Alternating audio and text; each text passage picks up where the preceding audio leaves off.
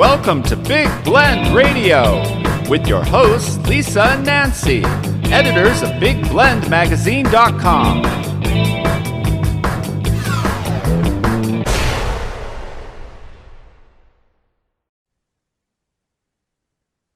Hey everybody, welcome to Big Blend Radio. Usually every second Wednesday of the month, we chat with various authors as part of our programming with our friends, the PR team over at Books Forward. And I encourage you to go to booksforward.com. But we do have authors on the show and they introduced us to them. So this is a good thing.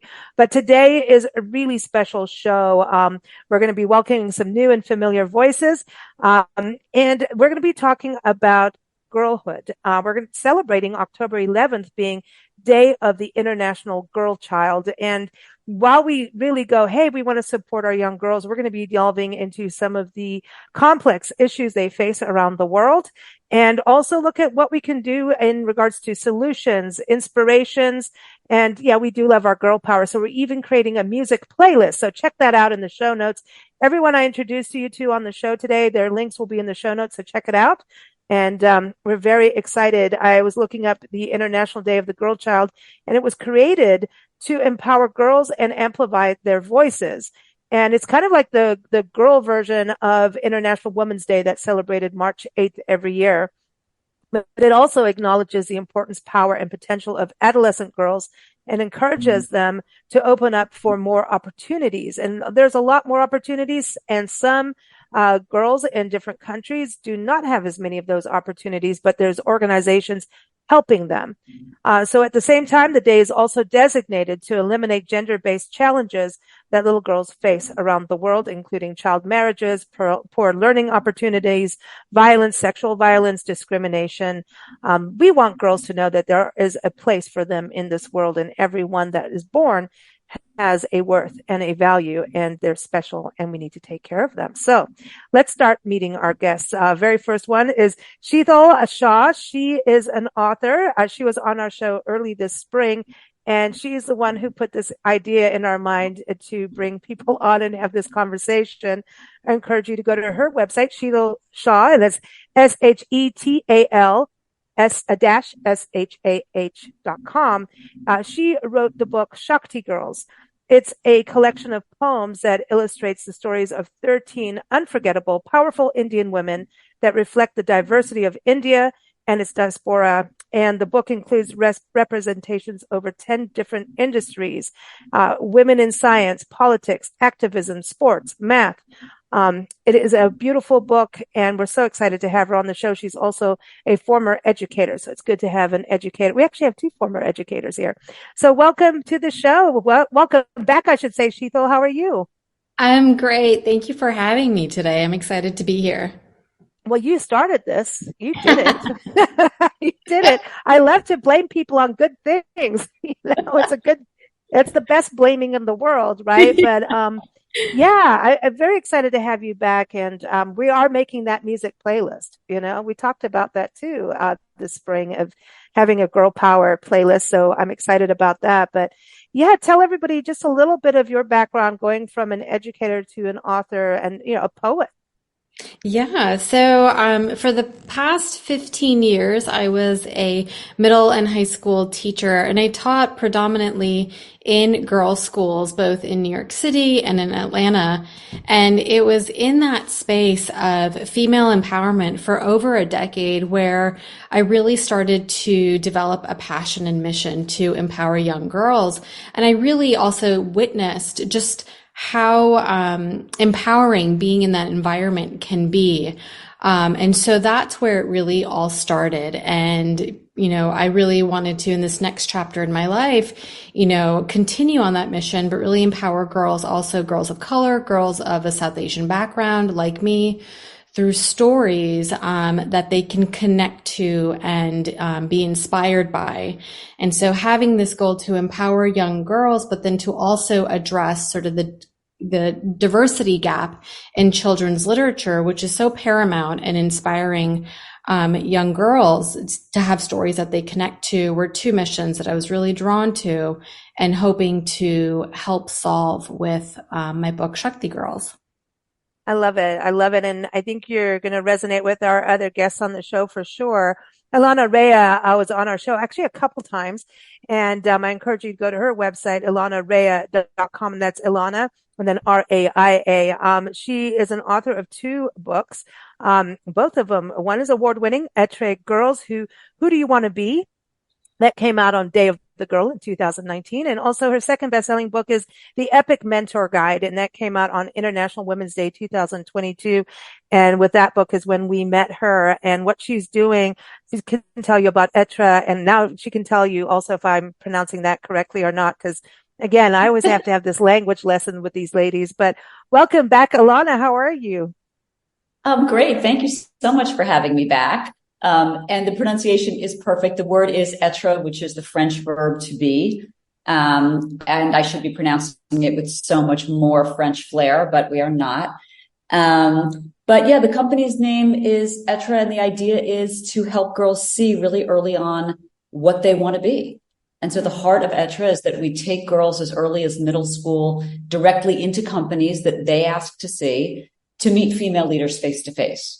So whether that is Spotify or Google or the stock exchange, the girls vote, and they sit in the boardroom and spin in the chairs and raise their hands to ask substantive questions early, which I think, keying off of what Shetal was saying, empowers them and empowers them early enough that they want those hands raised and not their standards lowered.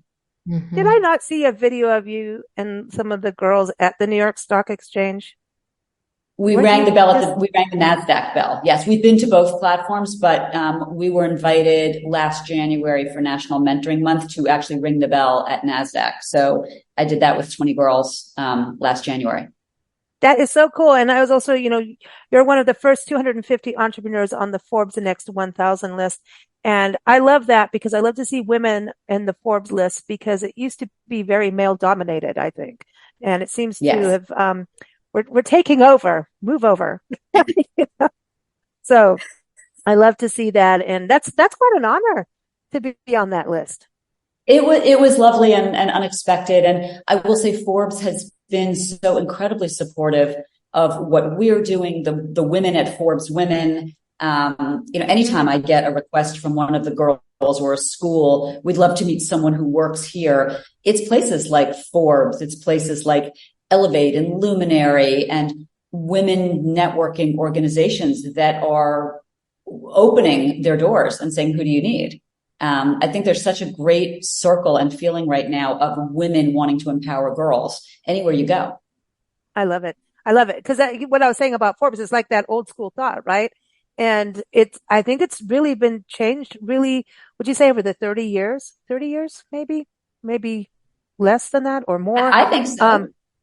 Yeah, it's changing and it's exciting to see and it's exciting for us to all know that it's changing. And I think that's something we may have these old belief patterns, just like what have, put us all in ruts, right?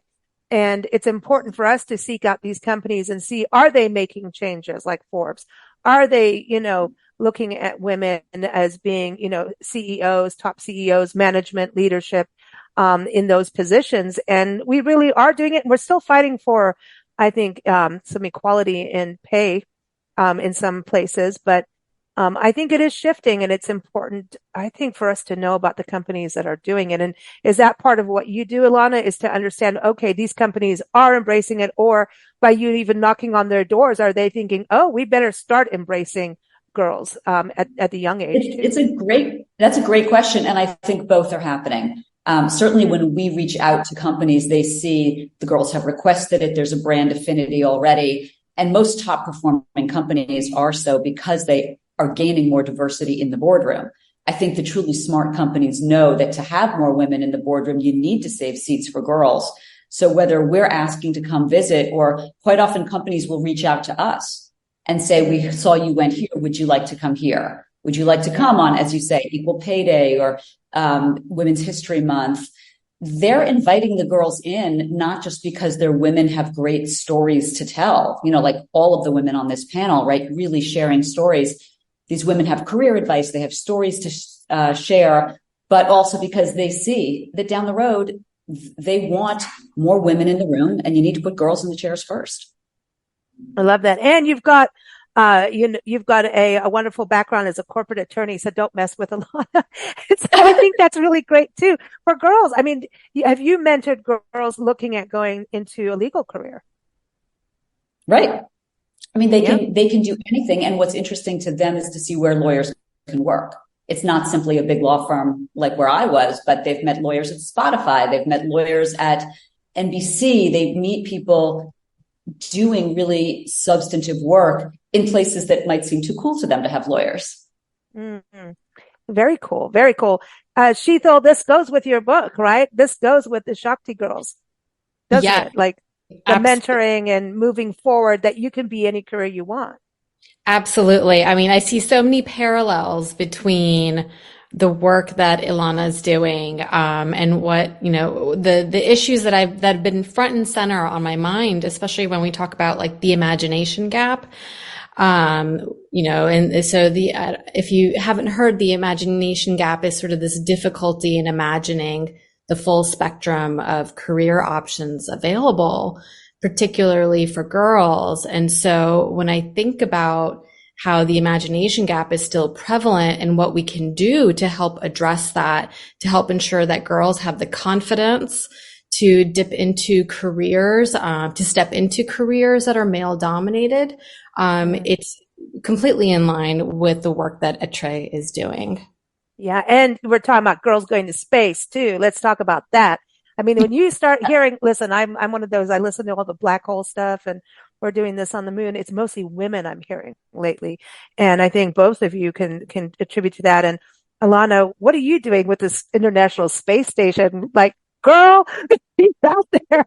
You're ready to do that. Places like NASA and the space station are so eager to get their resources, many of which are free, and all their role models in front of the next generation, and particularly girls, encouraging girls not just to pursue STEM, but space specifically. So I sit on the education subcommittee for the space station. Every 2 weeks, I'm on the phone with these amazing astronauts and payload specialists and people doing such forward-looking work, and they just want to make sure that they're seen by girls. So helping girls' schools access those resources, bringing girls face-to-face. In my last book, in the Epic Mentor Guide, where girls were asking questions of women when we couldn't go into companies during COVID, we just started sending questions out. We got so many questions in the space industry, and women at SpaceX and NASA and Redwire Space and the Space Station National Lab all came out of the woodwork to answer. And the girls' questions are real, and they're coming fast. They're ready for that industry. This is, I love this turn of tables. It's exciting. I want to go to our next educator and author, Kimberly-Behre-Kenna. I'm hoping I'm getting this right after all these years. She is amazing. She is the author of the Brave Girls collection, and they're both so far she's got 2 in there, but I think she stretched it to 4. It's coming out. 3 and 4 are on their way. But they're middle grade novels. And the first one we met her with was Artemis Spark and the Sound Seekers Brigade. It takes on environmental issues, home issues on the home front. It's also about brave girls not being silenced and how to find their voice and confidence, like you were both saying, Shetal and Illana. Her latest book is Jet Jameson and the Secret Storm. And that really is going into personal trauma, deals with sexual assault. Not easy for young girls to deal with, or for young boys, or anyone, quite frankly. And really looks at raising your voice for, basically both books take on looking at libraries, environmental stewardship, reading, banned books, you name it. These are about brave girls finding their space and coming into their own. So welcome back, Kimberly. How are you? Thank you, Lisa. You pronounced my name perfectly, by the way. Finally, third time's a charm, right? Third time lucky. There it is. I did. And everyone, her website is Kimberly. Now I'm going to get in trouble. Behre-Kenna, and that's Kimberly Behrekenna. See why I have a hard time? But anyway, it is so good to have you back on the show. And as soon as I knew we were going to do this, I was like, you have to be on, because you are speaking about becoming a brave girl. And that's what your books do, really take us into that journey of how a girl like really formulates, like, I really feel passionate about something. How do I stand up? And takes them on that journey. And I think for young girls reading this, and for, adults and boys too, it helps people understand the journey that our youth go through, and gives them tools, because it's a story, and that helps. Yeah. Yes. So, a little background on me is, to start with, I did not take the typical author's journey to becoming an author. I only started writing seriously about in my early 50s or so. And the reason being, I was teaching before then, and I was basically living a different life than I live now for this reason. And that reason is that as a child, I was very shy and fearful. And like many children, I experienced trauma, sexual abuse trauma as a kid. And my voice was basically silenced. I mean, my first book, Artemis is a stutterer. I had trouble getting words out at all at times. So that's the background for that. And when I finally faced up to my trauma, which was my early 50s, when my youngest son went off to college, I went to a therapist, and I met with this woman, and was unable to speak about what happened to me. And she said, well, is there any way you could, write a word or a feeling or a sentence, anything on paper? And I tried it, and everything came pouring out. It was very raw writing then, but it is because of my wise therapist, Judith, that I am now an author. It was very cathartic. The writing, in the beginning need not be seen by anyone. It was just for me. And then as I went along, and I was teaching 5th grade, and then I left 5th grade to go back to school for writing, I evolved into writing these middle grade books. And wouldn't you know it, the protagonists are girls that have trouble speaking up for one reason or another, or in some cases, several reasons. Mm-hmm. Yeah. So basically, I am hoping that these books connect with girls that are having trouble feeling seen, that are going through any of the challenges that my protagonists go through in life. But not only for those that have experienced trauma or family difficulties, but also those that haven't. And one of the big things I see is, and I saw in the classroom, and we adults often do it, judging a person without knowing their background. So in my books, people think Jet acts very oddly, and she gets bullied about it. But once you know what she's going through behind the scenes, I think that can build great empathy in people around them, and especially with kids. If these books are discussed with kids of that age, then I feel like it's an empathy builder for those that haven't been through it, and for others, I hope that it's a connection and that they see hope. Hope is ahead of them, even though they're feeling challenged. And one of the things I came to terms with, I was actually doing a presentation, big auditorium with 5th and 6th graders. And I went in and I said to myself, I am going to be truthful and I'm going to be authentic. And one girl at the end of the program asked me, why did you wait till you were so old to start writing? And I told her, I said, I'd been to a therapist and I had been through trauma, and she's the one that got me writing. And I had been speaking about Artemis to this group. And as the children left, one girl walked up to me holding the hand of another. And she had some tears in her eyes. And she looked at me and she said, I'm just like Artemis. And she said, I have a therapist too. And I really, really like her. And then she walked away. And the librarian who hosted me looked at me and she said, this is why you're doing this, isn't it? And I nodded and I said, it definitely is. So if I can connect with even one person, one girl like that, it to me makes a difference. And I want girls to realize that even they're just one person, but if they can connect with one other person that needs to connect, then it makes all the difference. I love it. I love it. Definitely connects with our next, all of our guests, right? But our next guest, Sarah-Lambie, she really is going to speak on what girls go through in different countries, especially in Uganda, which was just around the corner from where I grew up in Kenya. Sarah-Lambie is from rescueonemore.com. Oh, that's the website. She's the director and president and co-founder, and this is a family organization that her and her family came together to create. And it is excellent what they're doing to help girls in Africa. Just going back when I was a kid in Kenya, Nancy, and everyone knows my mom, Nancy. She's taking care of dogs right now, so they don't yap.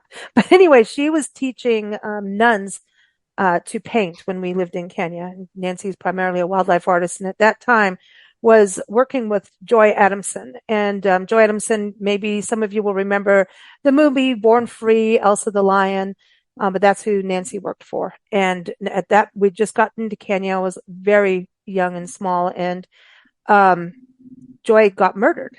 And so next thing you know, Nancy's in the middle of Africa. Her paperwork for getting in or out of the country or anywhere was a mess. And the nuns basically said, come teach us art, we'll take care of you. And that's what she did. And a lot of the girls that went to the convent and, worked and just became nuns were escaping abuse and sexual violence of being sold to men. There's also a lot of mutilation that goes on too in these tribal settings. And those women were going in, finding refuge, finding a place to be, so that they're sold off to men, married to them, and their husbands would basically rape them every single day. And so that was kind of the upbringing for me as a young girl, realizing what these girls and women went through on a daily basis. It was a very stark-eyed thing. And so I'm very excited to have Sarah-Lambie on the show, talk a little bit about her daughter's journey and why they created this organization called rescueonemore.com. I keep putting your website there, but that's good. We want everyone to go there. So welcome, Sarah. How are you? Hi, thank you so much. It's a real pleasure to be here. And before I talk about Rescue One More, I just want to say, Kimberly, gosh, thank you for your courage and just being willing to share your testimony and about what happened to you. And I love how you've used that, like you have taken this incredible and horrific and traumatic event, this mess in your life, and turned it into this beautiful and brilliant masterpiece of your work. I think just giving voice to what you went through is so inspiring and so encouraging to so many children out there. Just, I don't know you, but I'm so proud of you and grateful that you did that. My daughter Vanessa, who our family lived in Uganda for 7 years, and while we were there, we ended up adopting 3 children, and one of them was Vanessa. We met Vanessa.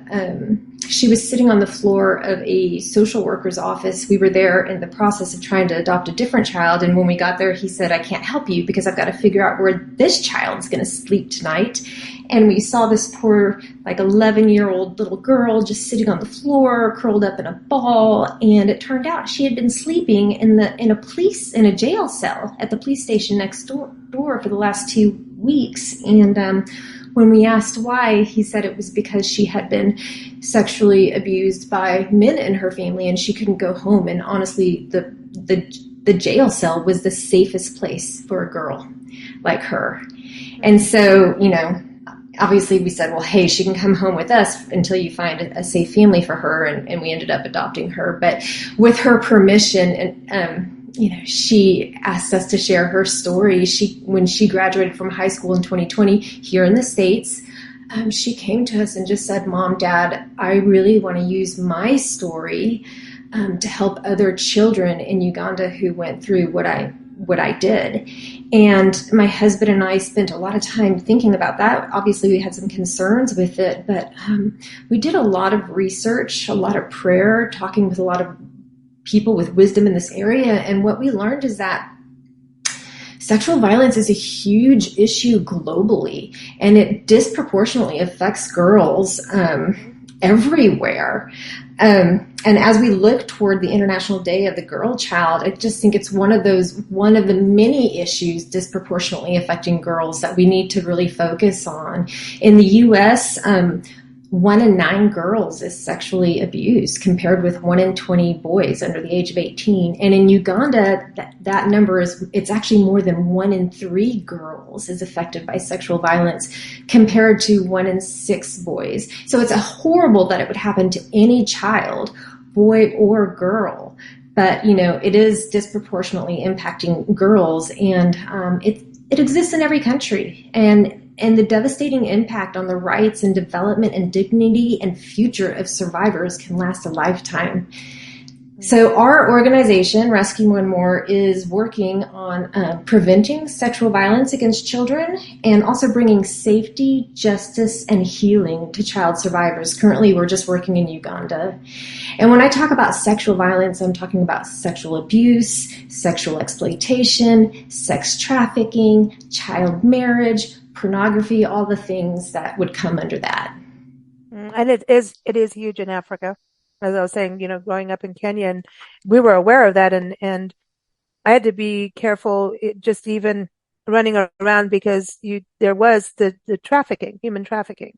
And, and that was very, prominent. And this is in the 70s, but it's still going on. And, the same people that traffic human beings traffic animals, they traffic drugs, arms, you name it. They will traffic. We've done so many shows on it, and it does happen on our doorstep in the most beautiful little neighborhoods, of America. And so I think it's really important what you're doing to shine light, but also do things.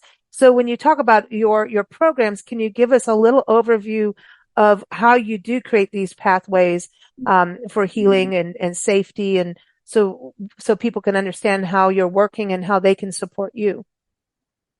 Yeah, absolutely. Our organization is our model is based on the Children's Advocacy Center's model. And what we do, our program centers around multidisciplinary teams. We call them community action teams. So we go into a community and we basically work in partnership with the leaders in that community, particularly the leaders that would be looking at advocating for children. So the social workers, lawyers, the doctors that would do the medical exam if a girl were to report some kind of abuse, the police officers who deal with those crimes, the counselors who work with children, medical officials. We even work with teachers and tribal elders, and they all come together and sit on this team and talk about how they can prevent sexual violence in their communities. And then a smaller subset of that team, and this would be like the lawyers, the doctors, the police,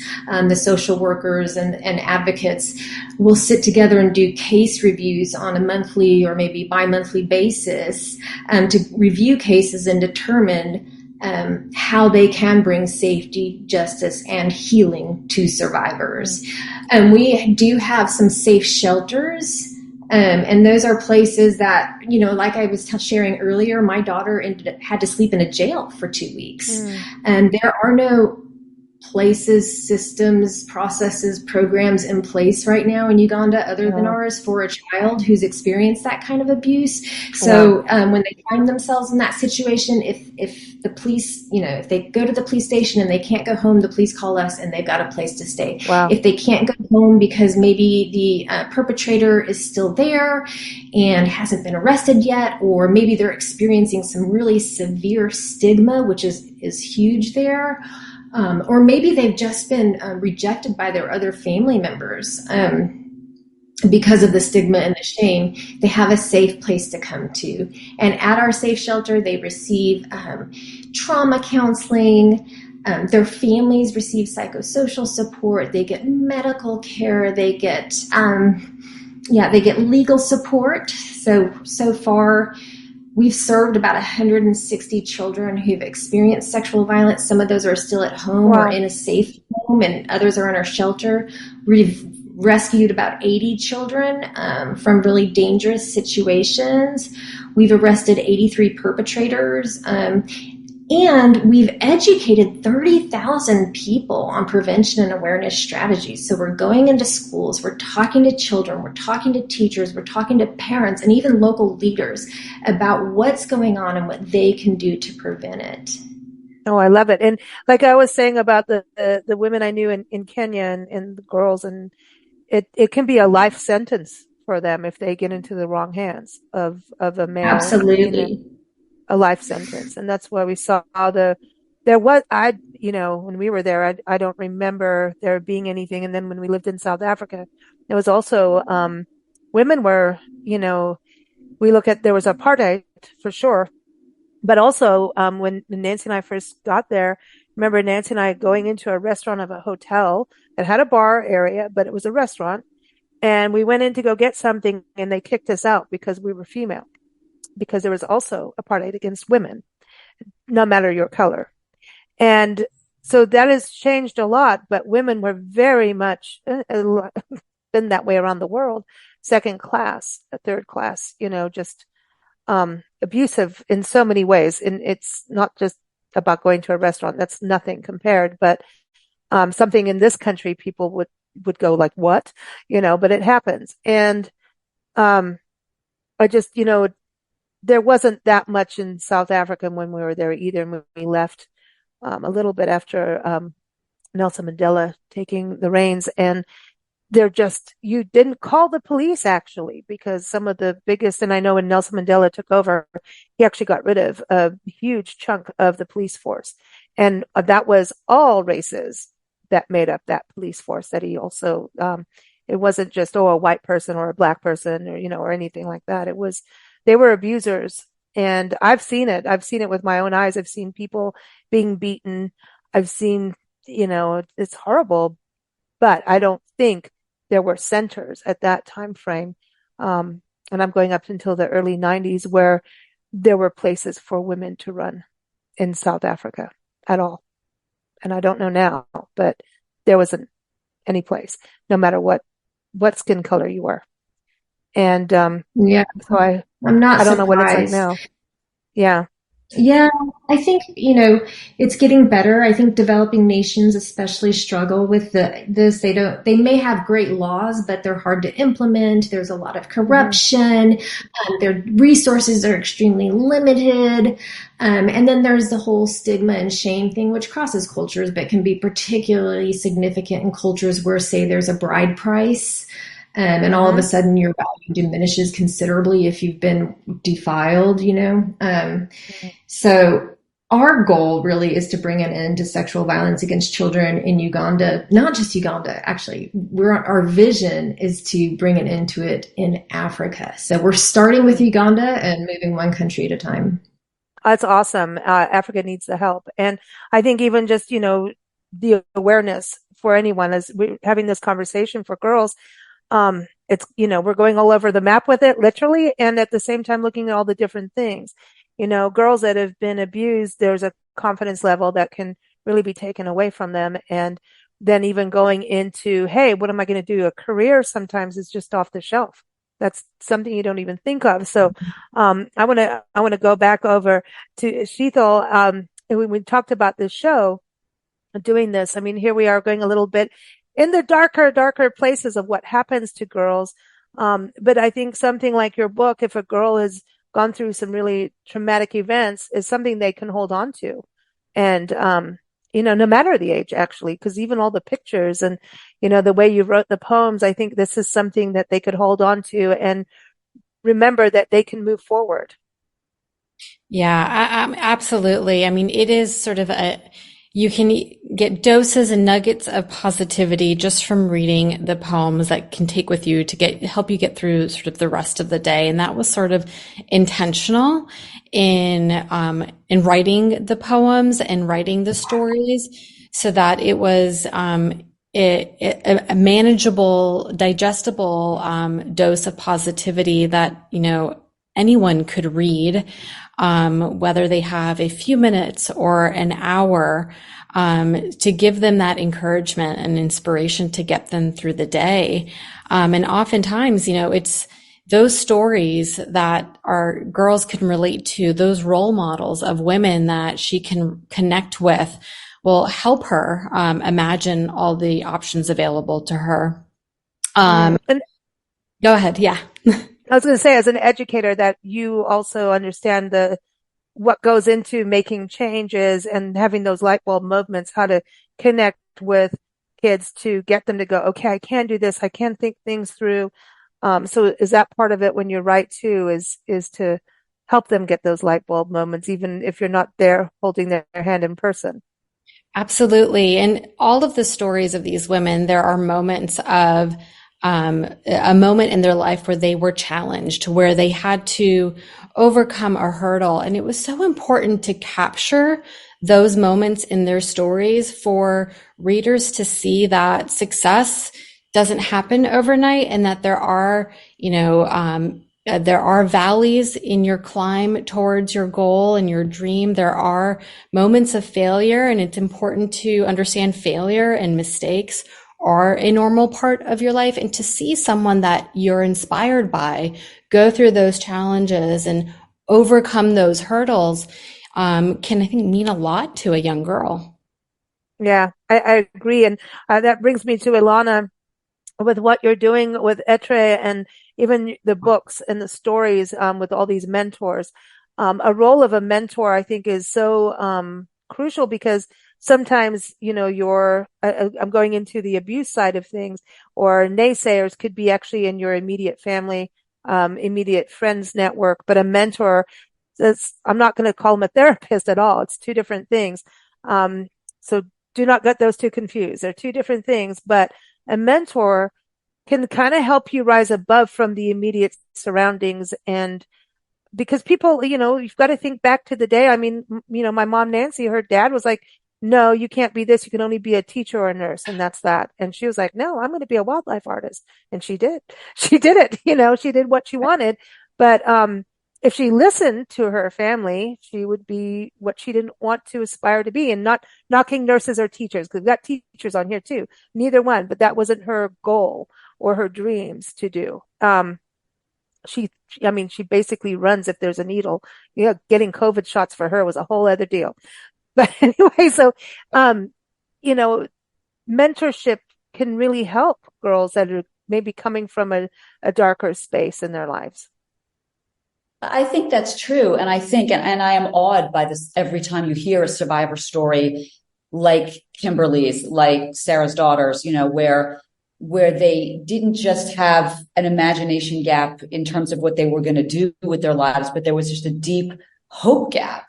How am I going to get past this? How am I actually going to find the strength and the support system to get past this? And so I'm so grateful to the people that they both found and the systems that are being created around them. I think certainly across the world, we've got girls in 6 countries now, accessing our mentors and reaching out with similar questions. And we did a study last year on the state of girls' confidence, and it was just in the US, but it was our first national study. And, the results, this is third quarter 22, between the ages of 13 and 18, the percentage of girls who said they felt confident dropped by 35%.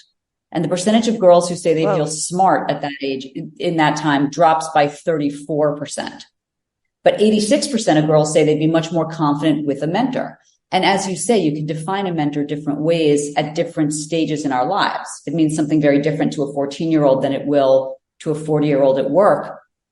But if a mentor to a young girl is someone who not only champions her, but challenges her assumptions and helps her set the bar higher and then clear it, and gives her time and her energy and her network to that girl, if that's what we look at as a mentor, then to close those hope gaps, to close those confidence gaps, the presence of a mentor at any stage is crucial. And if we can connect girls in any part of the world to the right woman at the right time, and have her say, I know you can't imagine what your career or your grown-up life will be like, but I see so much potential in you right now. And I want you to lean into the things you love right now. Their families may not be listening to them in the same way but the mentor will. And that helps the girl at the end of the day listen to what she feels aligned with and what resonates deeply with her. And those are light bulb moments that stay on. And also a mentor's gone through stuff, right? And can explain, well, I've been through this. This is how I handled it. Maybe it was good, maybe it was bad, but this is how eventually I pulled through, so that there's that level of, because it becomes this thing sometimes in immediate networks of family and especially abusive situations where, I had it worse than you. I had this and this, you know what I mean? It becomes this really weird thing, and that's where we need therapists. But I think for a girl to go to a mentor is kind of like this clean slate of somebody else that is not there judging them every day, but judging them in the fact of helping to rise them up. And I'm not saying, families do absolutely support their kids and teachers. And so I'm not going into that negative spin of that, but there's something about having a mentor, a fabulous teacher and educator that can shine a different light. And, but yeah, kind of still hold that flame there. Like, okay, if I'm going to take the time to help you, you better do it. You know what I mean? There's yeah. Okay. No. Go ahead. No, I was just going to say it's accountability. Right. Someone who can, create accountability. And as you say, that authentic look of recognition. I have been where you are. I have stood in those sneakers, those cleats, those sandals, and I know what it's like to be your age and live in this community or have these expectations set upon you or limitations. And here's how we're going to challenge that. And here's how you have leadership deep within you already and confidence within you. And we're just going to light it. I think those are the things. And I think I see so clearly that all the women on this panel are doing that with the stories they're choosing to tell and the issues that they're spotlighting. And it's just an incredibly powerful thing on a day like Day of the Girl and every day that comes after it. There's so much power in these stories. Absolutely. Absolutely. I want to go to Kimberly too, because she's got the Brave Girls collection. We love the Brave Girls. We love Jet Jameson and we love Artemis. Because they also stood up for things that, oh my gosh, are not going to be always popular, right? There's always going to be somebody on the other side going no. And that's hard when you're coming from a difficult circumstance because it's another no. You know what I mean, Kimberly? That's true. You know? Yeah. But then in a way, it's a familiar, you can kind of use some of that for your good because you already know there's going to be a negative and you're already understanding negatives at that point. Yes. Yes. Are you referring to the second book? Both in a way, because, even Artemis went through, some challenges on the home front a little bit, so it's, when you go through those kind of things and you're going through a challenge and you're not being heard, I think that's what it is not being heard is a big deal. It is and to be able to have the strength to raise your voice, even though you're going to get the yeah back. That's true. That's really true. And when Illana was talking about the mentorship and about the fact that these girls have the power in them, that the mentor is there to ignite that power, that's exactly the way I feel as I speak through these books to all these girls, is that those of them that feel that they don't have a voice or can't use their voice because of whatever powers lie outside of them. It's hopefully through these fiction books, and there are more than just mine now that address middle grade trauma. And there's one that just came out on sexual trafficking, and these darker, more difficult topics are happening to kids every single day. They're living it. So we need to have these conversations around it. And hopefully these mentors will also come through. I'm just calling them mentors, but it could be anyone, a parent, a cousin, an older friend, whatever, that will help these girls find that spark, kindle it, and feel the power to go forward and speak for themselves, and ultimately once they find their voice, to help speak for others. I love that. I love that. And can you address that too, about what I was mentioning about therapist versus mentor? They're two different things, right? They are. And I've been seeing a therapist. I've had two wonderful therapists. And I think my first therapist that got me writing was also a mentor, because she was just tough, and she shared with me things about her life, about her mom's life and what her mother went through. And it was just watching her. She had physical issues, health issues, and it was very empowering for me to see her and to watch her deal with these things.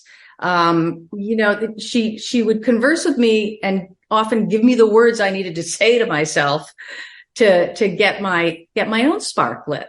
So yes, there's the therapist, but I was, as Illana was speaking again, I was thinking in both my books, the protagonists have mentors that are older, like their mother's age maybe, and that help them see clearly through all this muddled anguish that they're in at this point.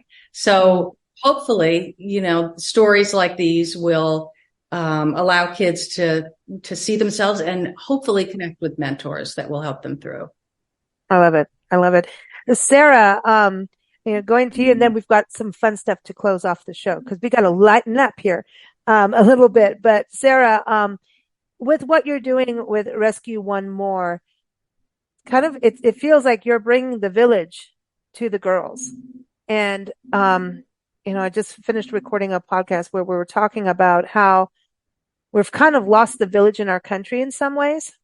And, that maybe that is a concept that needs to come back. Do you feel that through Rescue One More is that village concept it's not a concept. I grew up in the village, Africa was village, in different ways. But I kind of feel like we do need these networks, and it goes even to the mentorship, the books. We need these tools. We need the books. We need the creative arts to be part of it. We need the hardcore learning tools to move forward as girls. But when you think about actually needing that village of mentors, maybe therapists, police force, like you were talking about, we need a village to raise these girls up for the next generation and the future, because these abuse cycles can continue on, through their next generation if they don't get that therapy and love and support. Yeah, I agree 100%. And, our family lived in Uganda for 7 years. Our children grew up there, but I'm still very much an American. We can take programs and we can take initiatives, but really they're going to be more powerful and more effective when we place them in the hands of the local leaders, and we place them in the hands of the influencers, and we empower them to drive a community-based initiative to solving a problem. They understand the local context, the social setting, the community so much better than we ever will, that we just really believe in the power of community-based initiatives and empowering local leaders. And we've seen just an incredible response. There may be some perceptions that like men want to keep this quiet so they can continue doing it. And that's far from the truth from what we can tell. We see police officers, we see lawyers, we see social workers saying, we are so grateful you brought this to us so we can implement it, because this is a problem. We just don't have the resources to address it. So if there's a police officer who a child approaches and says, this is happening to me, that police officer in Uganda probably doesn't have a car. And if they did have a car, they don't have fuel to go and do a crime scene investigation, or to arrest a perpetrator, or to take the child to the doctor to get the forensic exam. But we can very easily, with like less than $40, equip and give that officer the transportation they need to go and conduct the crime scene investigation, make an arrest, get the child to the doctor. And so what we can become, basically what we're doing is kind of working behind the scenes and facilitating where necessary to ensure that that child receives safety and justice and healing. But we're putting the program in the hands of those local leaders to really run with it, because they know the nuances so much better than we ever will. And it's been effective.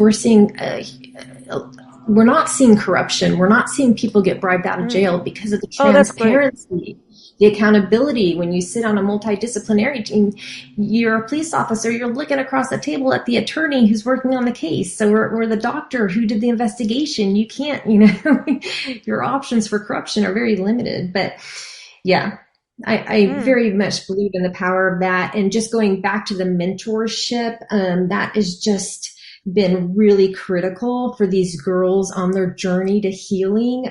We see those mentors lighting a fire. They are indeed the bridge that gaps, the bridge over that hope or that imagination gap that Illana and Shetal were talking about. They are inspiring these girls, and they are enabling them to dream, and inspiring them and encouraging them to be resilient, to have a survivor's mentality versus a victim's mentality. And that means the world when it comes to healing and recovering. I'm so glad you brought up the word resilience. In Africa, that was to me everything. That was the word. That was the word of Africa. I couldn't believe how resilient the people were, of things that we all saw, experienced, went through, and so many different things, yet you'd see somebody, something really horrific happen. And then next thing you know, an hour later, the child's smiling and laughing and let's play. And I'm like, what, there is an understanding, I believe, in Africa of change is always happening, always, because it always is, but they understand it pretty well. And also understanding, just every day is now. They live in the present moment in a way that we can learn from. I don't know how to explain it, but resiliency is key. But if you're in an abusive situation at that time, you feel like it's the end of the world, and you feel put down, and then why me? And then, am I this? And the stuff, I'm watching my language, that happens to young girls at that point is debilitating. And like, Kimberly, you were wonderful to speak on this and write about it. It can go into your 50s when you start saying, okay, I better deal with this, because it does affect your life, and it can affect it in so many ways, not always positive at all. And so it's really important to get help, but for these girls to get help immediately when they're young, so that they can have that path moving forward, is so crucial, because otherwise it sits and it eats and it festers, and it's horrible. It's debilitating. And it does really, most importantly, steal your self-confidence terribly. And so I really appreciate what you're doing. And I want people to know that rescueonemore.com, go help them. Go there and help them as they do this. And I hats off to what you're doing. I know Uganda, wow, it's like Kenya. And when you're talking about police officers not having cars, it's so true, because, the chief of police stole Nancy's car in Kenya. But anyway, that's a whole other story. But yeah, she was always giving lift to cops because they were always pulling her over. Hey, I need a ride. It's so true. They don't have cars, but I thought that was back in the 70s. So yeah, that's an eye opener for sure. In closing, we're going to do this music, playlist for girl power playlist. So, a lot of you put in the same songs, but I want to go to each of you and just say one of the songs that you chose and why. Let's try not to duplicate, but I'm also going to ask you for one word that, if a little girl knocked on your door right now and said, I need a word to improve my life in the future, what would that word be that you would give them? So I'm going to start with you, Illana. Illana, Give me one of your songs that you want on the playlist. One of my songs was Rise Up by Andra Day, whose music I love anyway, but I love it in particular because there is a girl, Caitlin Saunders, who is a fantastic roller skater. On Instagram, you can find her as the Skate Kid. And she skated to that during COVID in Washington, D.C., in Black Lives Matter Plaza. And it was so moving and so spectacular that it made me love the song all the more. Awesome. Awesome. Everyone, you're going to hear that on the playlist if you haven't heard it already. What is your one word? I think my word would be connect, because if a girl can feel less alone and can reach out, there is this invisible but unbreakable thread that is binding women everywhere who want to help girls. And if she just can be brave enough to connect, reach out, raise your hand once, ask that one question, women will come out of the woodwork to help you and get you what you need and inspire you. But we don't always know what you need. So just my word, I think, would be connect. Oh, I love that. We don't always know what you need. That's really, really true. I've heard that from friends, even who are parents, and they thought, well, I did this with my, son or daughter, and let's go on the daughter's side because that's what I wanted. And then I learned she's not happy with me because that's not what she wanted. You know what I mean? So I love that you say that.